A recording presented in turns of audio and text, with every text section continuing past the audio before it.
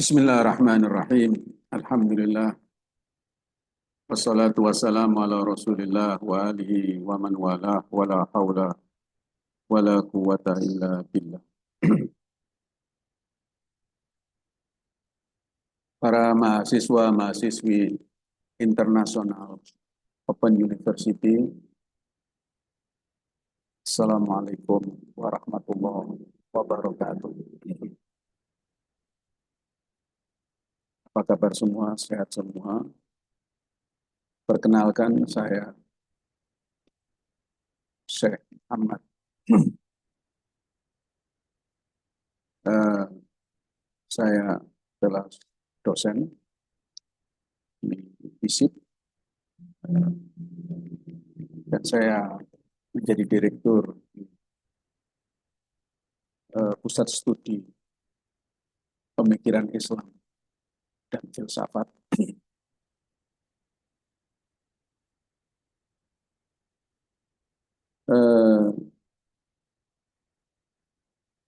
Aktivitas sehari-hari selain mengajar di kampus, saya sibuk menulis dan sebagai penulis dan juga mengembangkan kajian-kajian sufian, selain juga mengembangkan gagasan-gagasan filosofis dan mengajarkan filsafat, critical thinking tepatnya, untuk anak-anak remaja. Itu sedikit perkenalan tentang saya. Pada semester kali ini saya diundang untuk menjadi dosen tamu pada Universitas Open University, dan mata kuliah yang saya ampu yaitu mata kuliah tabligh. Tema-tema yang akan kita bahas pada pertemuan kali ini ya.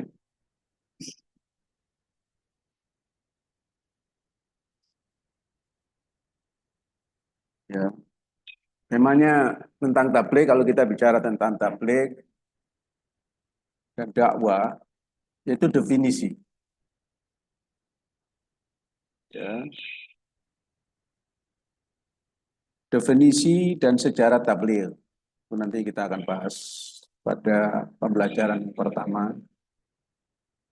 Kemudian posibilitas dan urgensi, metode serta tujuan dari tabligh.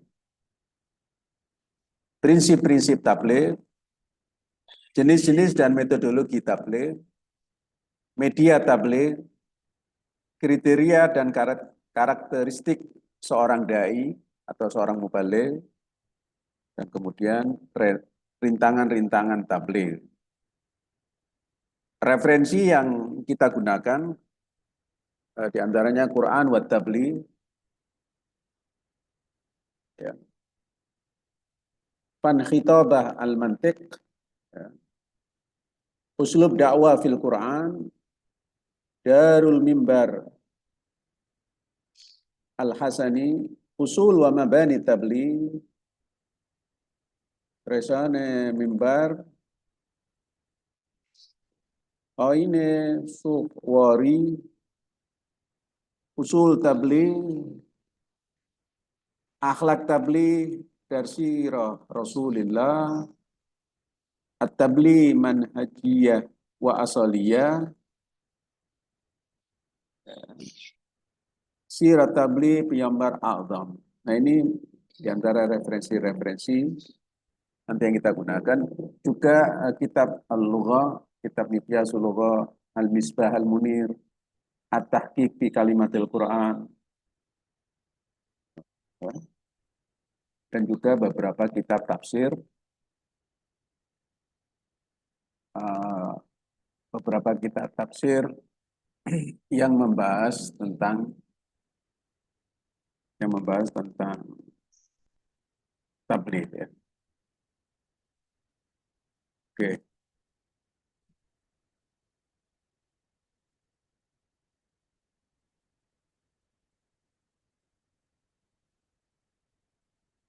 Kemudian sebelum apa namanya masuk kepada pembahasan, ya, belum masuk kepada pembahasan.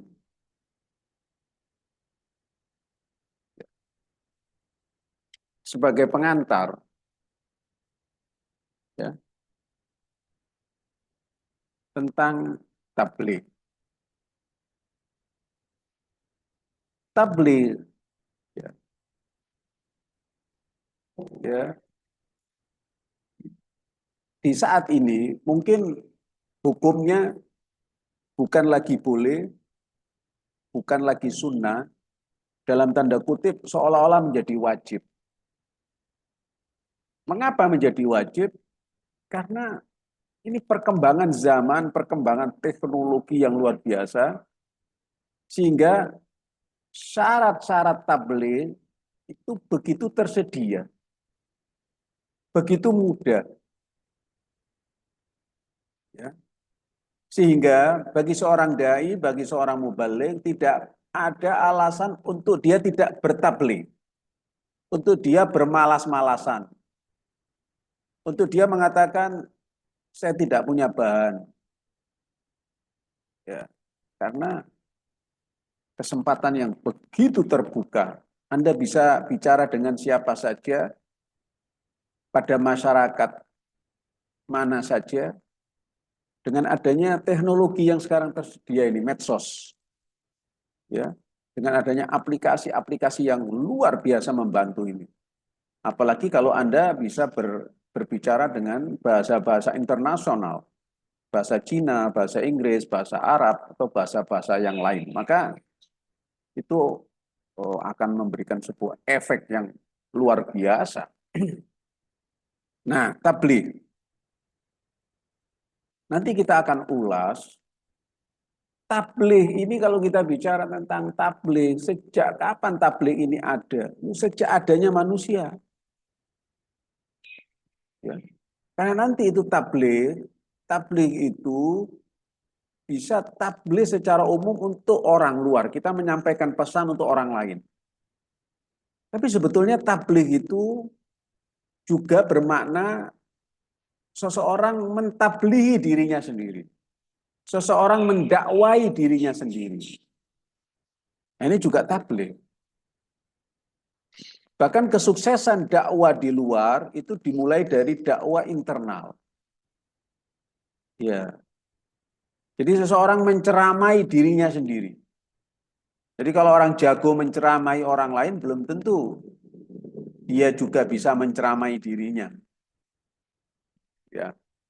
Maka orang yang sukses sebagai mubaligh, sebagai dai itu sebetulnya dia sukses wa'idan li nafsih. Dia melakukan mau'idhah untuk dirinya sendiri. Dan duta-duta Tuhan, saya menyebutnya duta-duta cinta, itu cukup banyak. Mereka adalah mubaligh pertama. Nabi Nuh ya, umurnya hampir 1000 tahun dan dihabiskan untuk dakwah, untuk tabligh. Pengikutnya yang cuma sedikit ya. Tapi dia tidak mengenal lelah dalam dakwah. Ya. Nabi Yunus, Nabi Yusuf, Nabi Yakub dan nabi-nabi yang lain sampai Nabi Isa, Nabi Muhammad. Nah ini semua mubaligh pertama yang menyampaikan pesan risalah, risalah cinta, ya, risalah akhlak, risalah kasih sayang, risalah perdamaian, risalah kemanusiaan. Itu yang disampaikan oleh mubaligh awal. Juga sahabat-sahabat Nabi, ya kan. Ada Sayyidina Ali yang pernah dikirim ke Yaman, ya kan.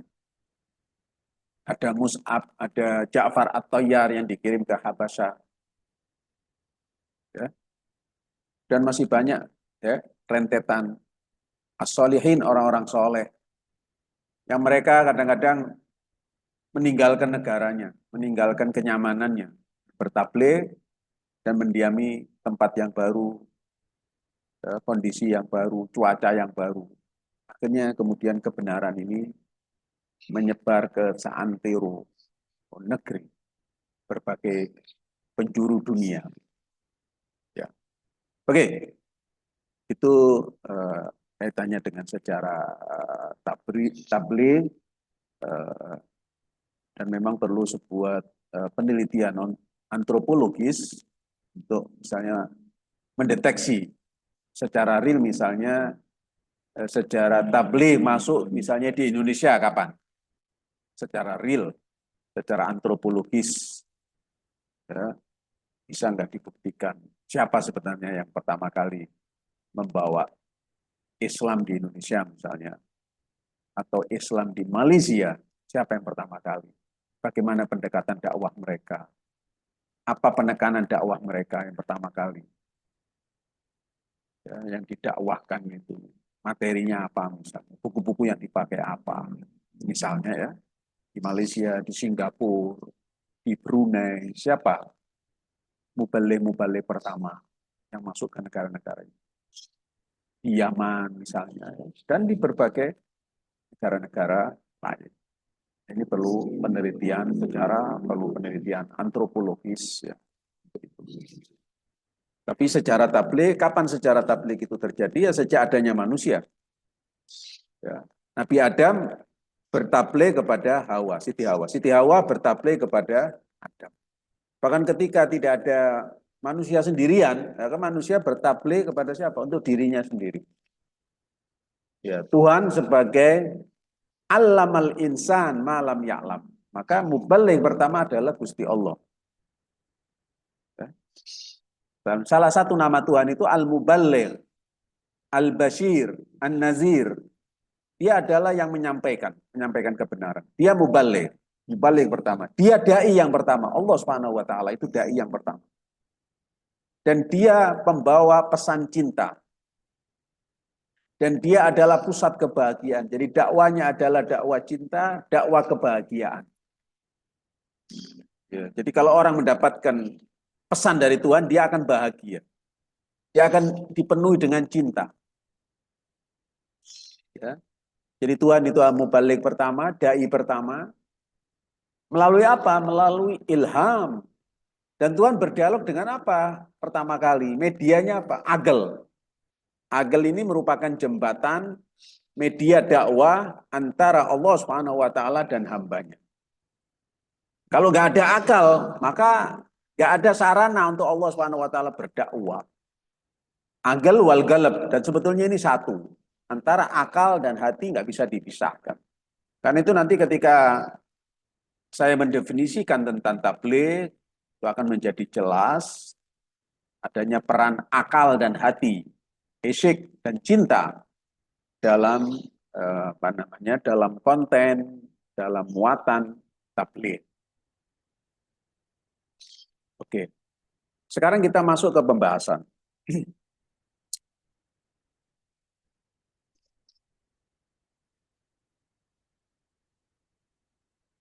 Pertama, ketika kita membahas tentang tabligh, kita harus pahami dulu makna bahasa. Ya. Apa makna bahasa dari tabligh? Balagha, kata tabligh berasal dari kata balagha. Min bab qa'ada yaqudu. Balagha yablughu bulughan. Qa'ada yaqudu qu'udan. Ya, teman-teman yang sudah belajar bahasa Arab pasti paham lah. Balagha artinya sampai.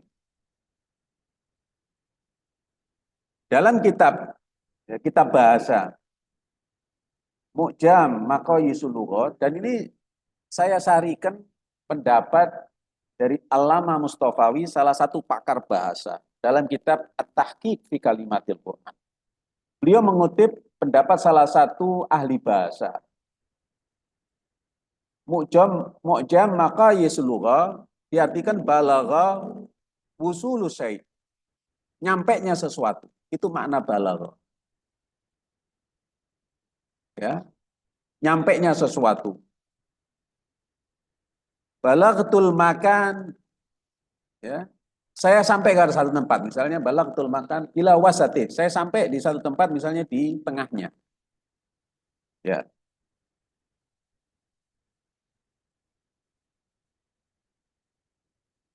Balaghah juga berarti sampai pada di makna al-qarib. Ya, balaghah itu juga artinya sesuatu yang dekat. Faida balaghta ajalahunna. Ketika mereka sudah, ya kan, sampai kepada batas ajal yang telah ditetapkan. Ya. Nah, yang menarik di sini, ya, nanti akan kita sampaikan, Allama Mustafawi mengkritik makna bahasa balaghah. Jadi bahasa makna balagh itu bukan mujarradul wusul, bukan hanya sekedar sampai. Ya. Nanti akan kita jelaskan. Dalam kitab bahasa Misbah al-Munir, balagha sabiyyu bulughan min bab qa'ada bi makna ihtalama wa adraka. Ketika anak kecil dikatakan balagh, itu berarti dia sudah mimpi, sudah mulai paham, sudah bisa membedakan ini yang baik, ini yang buruk.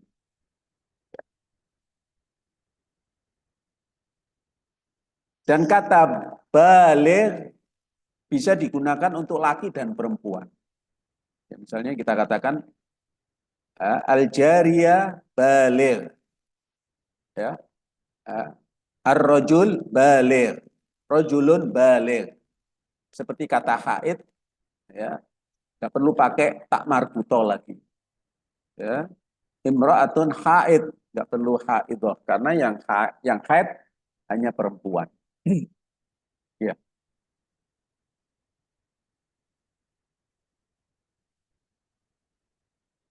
Balaghal kitab ay wasola kitab. Balaghat as-simar. Balaghat as-simar, ya. Yani adraka, ya, wa nadija. Jadi kalau balag digunakan untuk buah-buahan berarti dia sudah matang, dia sudah masak. Ya. Nah, di sini Al-Mustafawi mengkritik makna bahasa bala. Jadi bala bukan hanya sekedar sampai. Ya. Beliau mengatakan makna bala bulu al-wusul ila haddil a'la wal martaba al-muntaha. Jadi dia bukan sekedar sampai, tapi sampai kepada suatu titik yang paling tinggi, jenjang yang paling tinggi. Nah, itu makna bala. Jadi bukan hanya sekedar sampai. Nah, dari sini kata beliau, hada huwal farq bainaha wa bainal wusul. Ini perbedaannya antara kata balag dan wusul. Bulug dan wusul ini berbeda. Ya, berbeza ya, antara bulug dan wusul. Misalnya dikatakan wasolatis simar, wasolas sobi, nggak bisa dikatakan begitu. Yang dimaksud kalau kaitannya itu dengan puber ya, kaitannya dengan puber, kaitannya dengan laki-laki atau anak yang sudah balik. Kemudian kata beliau masih pendapatnya Allama Mustafawi, bihada yutiru, yudhir ya, lutuf fi ikhtiyar hadil mada fi jami mawarid istiqmal. Dengan demikian tampak atau biada yadhar ya, yadhar ya. Dengan demikian tampak bahwa dalam kata buluh ini, dalam kata buluh itu tersirat apa? Lutuf, ada kelembutan, ada kekhasan dalam seluruh maknanya. Jadi bukan hanya sekedar nyampe, tidak. Ya, seperti misalnya disyaratkan dalam ayat lamma balagha asyuddah. Iza balagha al-atfal an minkum al-hulum. Nanti bisa dicek ayat-ayatnya ya. Falamma balagha ma'ahumus sa' balagha arba'ina sana. Iza balagatin nikah lan tablughal jibal hadiyan balighal ka'bah. Falillahil hujjatul balighah. Nah, itu nanti ayat-ayatnya para mahasiswa dicek lagi ya secara khusus ayat berapa, surat berapa dari yang ayat-ayat tadi yang saya sebutkan. Kemudian yang menarik, ini menarik. Dalam surat Al-An'am ayat 19. Wa uhiya ilayya hadzal Qur'an li unzirakum bihi wa man balagh. Ya. Nanti bisa dicek terjemahnya dalam terjemahan Depak. Al-An'am 19. Al-Quran ini diwahyukan kepadaku supaya dengan itu aku mengingatkan kamu dan orang yang sampai Al-Quran kepadanya. Nah ini terjemahan Depak ya. Nanti bisa dicek. Yang saya bacakan terjemahan Depak. Waman balak, ini yang ini. Mauridul bahas di sini. Yang ini yang kita bahas. Ini yang perlu kita garis bawahi. Waman balak pada ayat ini diterjemahkan ya. Aku mengingatkan kamu dan orang yang sampai dalam tanda kurung Al-Quran kepadanya. Dan ini hampir terjemahan mayoritas di tafsir-tafsir juga hampir semua mengisyaratkan demikian. Tapi Al-Mustafawi punya pendapat yang berbeda. Ya. Dia mengatakan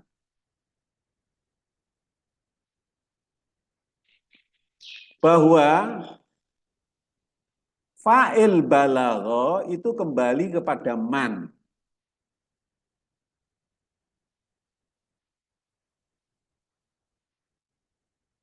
Pada man ya.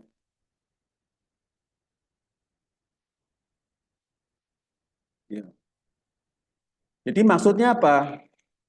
Yaitu kamu mengingatkan ya orang yang balag, yakni dia sendiri sudah sampai kepada ya, kedudukan balag. Dia sendiri sudah matang, matang akalnya, matang pikirannya. Yakni man balagha ila haddi tawajjuhi ila taklif wa ablagha ilallah wa balagha rusda fil ubudiyah. Nah, ini menarik. Jadi maknanya gini, kalau mau saya terjemahkan secara bebas ya. Yakni man balagha, yakni seseorang yang dia sendiri sudah matang. Dia sendiri sudah dewasa ila haddi tawajjuh. Dia bisa memperhatikan, bisa fokus. Ya, dia perhatian kepada apa? Kepada taklifnya, kepada tanggung jawabnya. Ya kan? Dan dia bisa menyerap ajaran Allah Subhanahu wa taala. Dan dia sampai kepada rusud. Rusud ini berarti kematangan, kedewasaan dalam bersikap, dalam berpikir. Dan ubudiyahnya itu dia menyembah Allah Subhanahu wa taala itu berdasarkan kesadaran.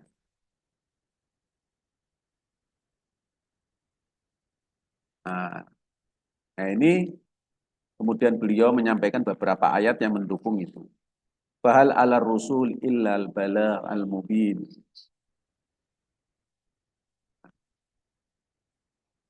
Nah, tiada lain kecuali para rasul itu kecuali dia menyampaikan tabligh tapi al mubin secara jelas. Ya.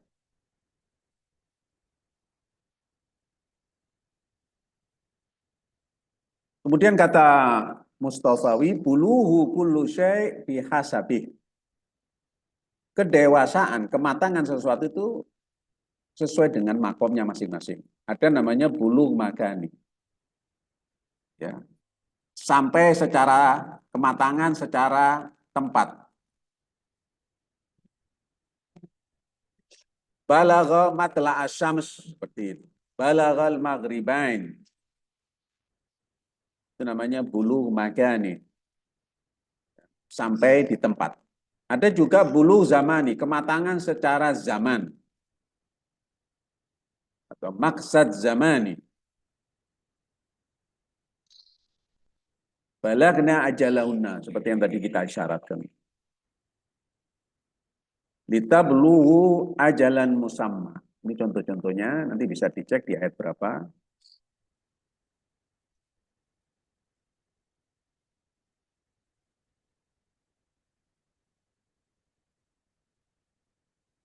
Kemudian terkadang bulu bimakna wusul ila intiha amr. Bulu berarti sampai kepada ujung, penghujung dari suatu urusan. Misalnya qad balaghta min ladunna uzra. Masih bisa dicek nanti ayatnya.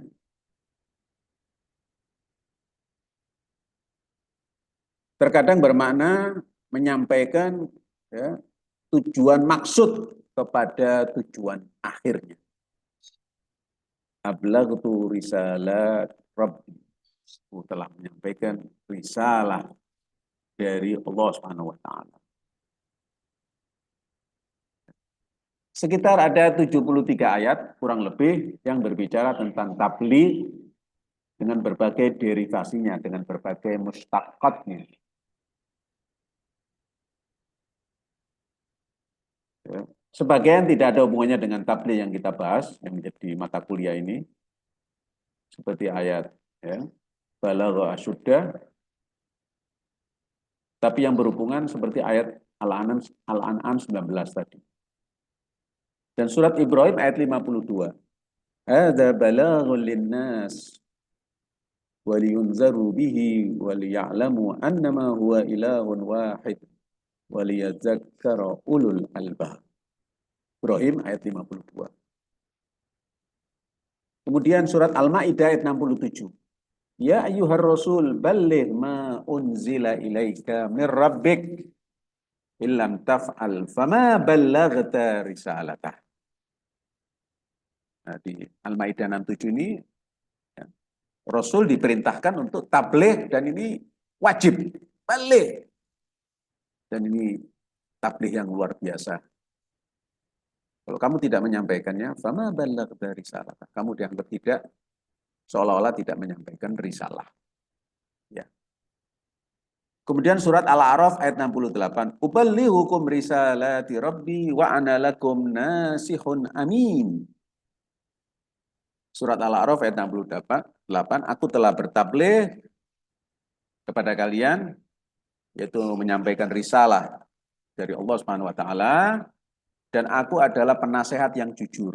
Nah, ini yang menarik ketika tabligh dalam beberapa ayat itu didampingi dengan kata nasihat, nasihat yang jujur.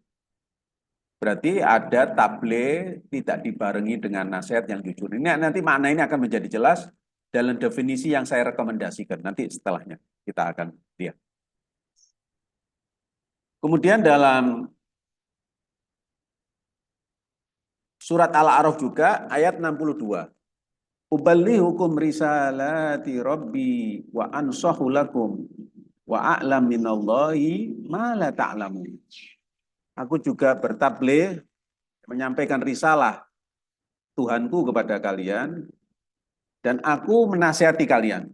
Tapi sayangnya kalian tidak menyukai wa ansahu lakum wa a'lam minallahi ma la ta'lamun. Dan aku mengetahui apa yang tidak kalian ketahui.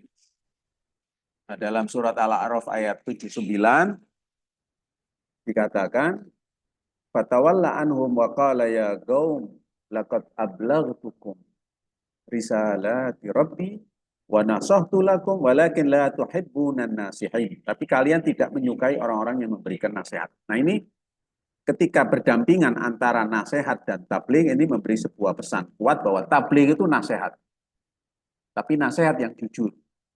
Tapi tidak setiap nasihat itu tabligh, tidak setiap tabligh nasihat. Karena ada nasihat yang tidak jujur.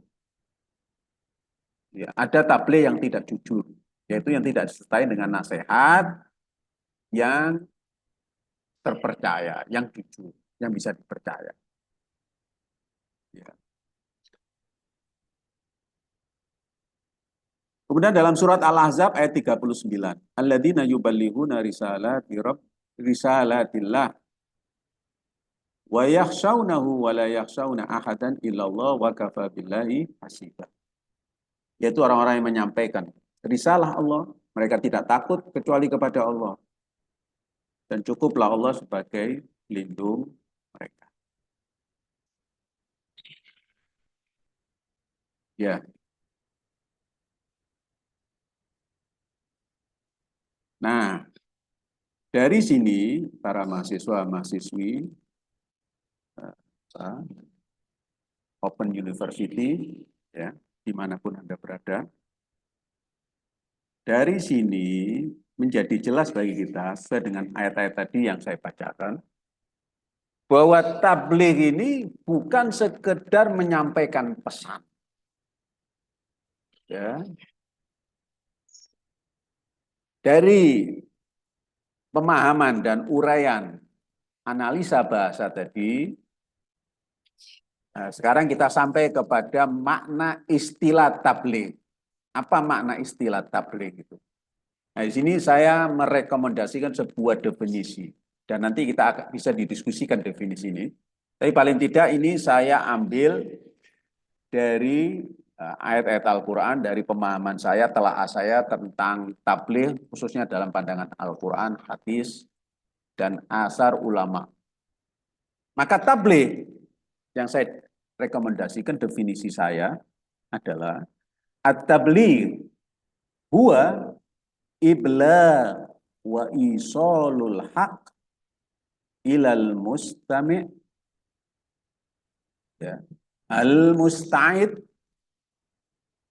wa ahlihi bin nasiha al amina au min nasihin amin ala asasil hub wal aqlis salim.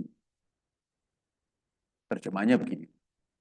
Tabligh adalah mendakwahkan dan menyampaikan al-haq, kebenaran. Jadi yang disampaikan kebenaran. Nanti pertemuan berikutnya akan kita ulas. Kita lebih perdalam lagi. Jadi sampaikan kebenaran meskipun pahit. Sampaikan kebenaran meskipun nggak nyaman. Karena kebanyakan orang ini bukan memilih kebenaran, memilih kenyamanan. Jadi kalau mau balik harus jujur. Nah, ini pentingnya nasih amin. Nanti kita bahas pada pertemuan berikutnya. Kriteria dalam kriteria mubalik itu salah satu kriteria utama, ya, mubalik yang qualified, mubalik yang memenuhi syarat itu dia seorang mubalik, seorang dai yang dia penasehat yang jujur. Ya. Nah, jujur ini menyampaikan kebenaran meskipun pahit. Pahit bagi dirinya, pahit bagi pendengar. Ya. Dan dia nggak boleh mengorbankan kebenaran untuk kenyamanan. Kebenaran harus disampaikan. Nah, ini al-haq harus disampaikan. Tapi jangan kepada sembarang orang. Mustami', pendengar yang musta'id, yang siap. Yang mau mendengarkan. Ya. Ini syarat dakwah. Syarat dakwah itu tabligh gitu. Wa ahlihi, dan ahlinya. Ya, ahlinya, ini orang memang layak untuk mendengarkan pesan ini. Dengan nasihat yang jujur, dari seorang muballigh yang dia menasehati yang jujur, amin. Ala asas, nah ini penting.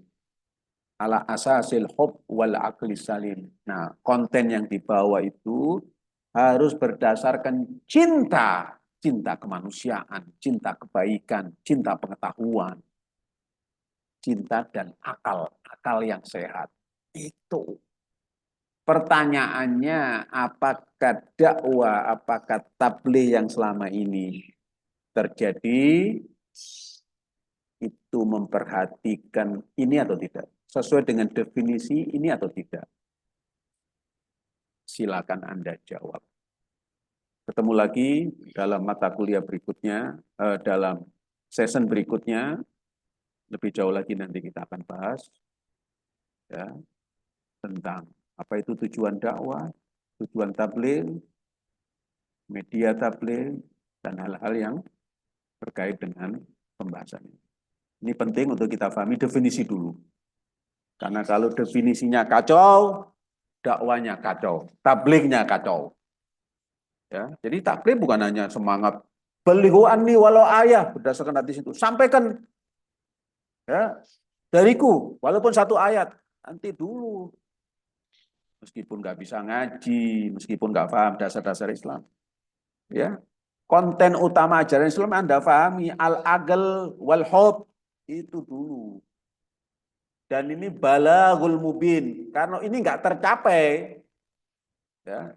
Selalu ketika bicara tentang dakwah, seperti iman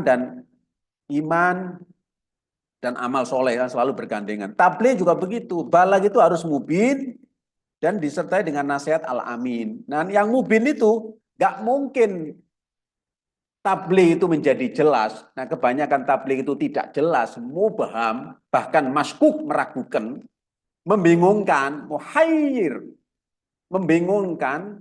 Kenapa? Karena tidak berdasarkan akal, tidak berdasarkan cinta. Ini dakwah tabligh yang mentah. Ya, karena kematangan itu kematangan akal dan kebeningan hati. Jadi dakwah yang benar itu harus mencerdaskan, harus mengajak orang berpikir, dan harus membeningkan hati, mempersatukan umat, tidak mengajak kepada perselisihan.